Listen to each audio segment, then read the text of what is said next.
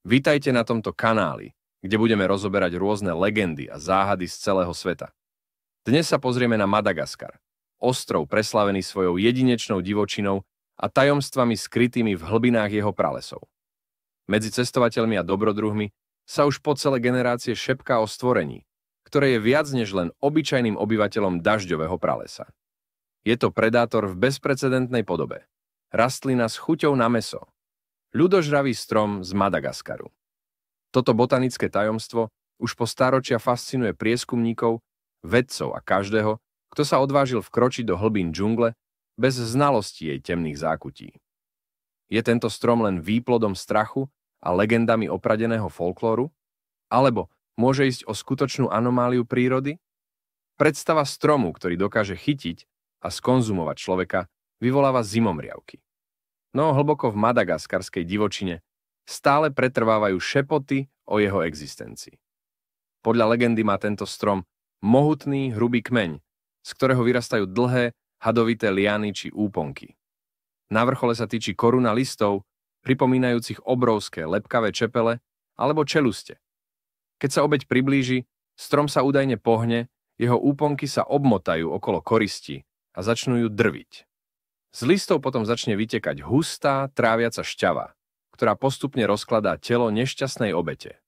Po niekoľkých dňoch zostanú len vybielené kosti, ktoré padajú na zem okolo stromu. Podľa legendy sa v roku 1874 nemecký cestovateľ Karl Liche stal svedkom desivého rituálu miestneho kmeňa Mkodo. Títo domorodci údajne priviedli ženu k obrovskému stromu a obetovali ju.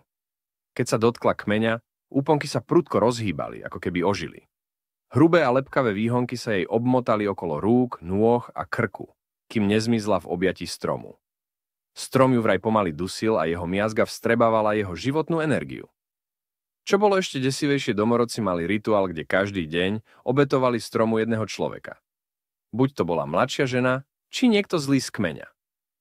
Keď bolo po všetkom, úponky sa vrátili do pôvodnej polohy a džungla opäť stíchla, ako by sa nič nestalo. Vydesený Liche mal zo strachu chuť újsť, obával sa, že by mohol dopadnúť ako nebohá žena. Táto scéna ho prenasledovala aj potom, čo výpravu opustil. Keď sa však vydal hlbšie do džungle, našiel ďalšie takéto rastliny. Menšie, mladé, no rovnako desivé. Jedna z nich sa na pohľad zdala neškodná, takmer obyčajná, len s niekoľkými zvláštnymi úponkami. Liche sa sklonil, aby ju lepšie preskúmal, keď zrazu z konárov nad ním zoskočil lemur, priamo do pasce. Len čo sa zviera dotklo rastliny, úponky sa naň vrhli s neuveriteľnou rýchlosťou. Omotali sa mu okolo nôh, krku a chvosta. Lemur sa zmietal, kňučal, ale rastlina ho pomaly, neúprosne vťahovala do seba. Po chvíli sa jeho telo prestalo hýbať. A vtedy Liche pochopil, že tieto stromy sa neživia len vodou zo zeme. Liche tieto rastliny nazval Crinoida dagiana, lebo sa podobali morským laliovkám. Liche tvrdil, že rastliny sa ako keby vibrovali, keď cítili okolo seba korisť. Hoci neexistujú žiadne vedecké dôkazy o existencii Crinoidea diana, ani o kmeni Mkodo, miestne kmene na Madagaskare, si stále rozprávajú príbehy o stromoch, ktoré lovia tento strom.